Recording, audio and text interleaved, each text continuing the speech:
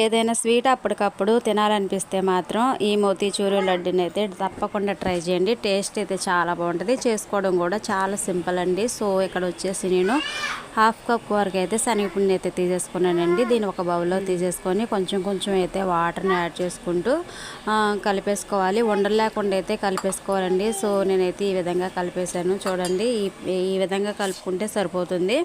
So దీన్ని అయితే పక్కన పెట్టేసుకొని గ్యాస్ పైన ఒక ప్యాన్ పెట్టేసుకొని డీప్ ఫ్రైకి సరిపడా ఆయిల్ అయితే వేసేసిన తర్వాత దానిలో కొంచెం కొంచెం యాడ్ చేసుకుంటూ రెండు వైపులా టర్న్ చేసుకుంటూ కాల్ చేసుకొని తీసేసుకోవాలండి. సో ఇప్పుడైతే దీన్ని మిక్సీ బౌల్ తీసేసుకొని దానిలో యాడ్ చేసిన తర్వాత మనం ఈ విధంగా అయితే మిక్సీ పట్టేసుకోవాలండి, గ్రైండ్ చేయాలి. సో ఇలా గ్రైండ్ చేసేసుకున్న తర్వాత మరో ప్యాన్ అయితే గ్యాస్ పైన పెట్టేసుకొని నేను హాఫ్ బౌల్ వరకు అయితే షుగర్ తీసుకుంటున్నానండి. శనగపిండి తీసుకున్న క్వాంటిటీని బట్టి అయితే నేను షుగర్ తీసుకున్నాను.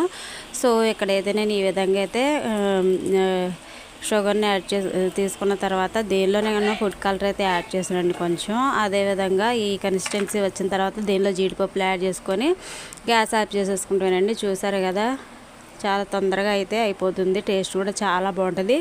నచ్చితే మీరు కూడా ట్రై చేసేయండి. వీడియోగా నచ్చినట్లయితే తప్పకుండా లైక్ చేసి షేర్ చేసి సబ్స్క్రైబ్ చేయడం మాత్రం మర్చిపోవద్దు. బాయ్.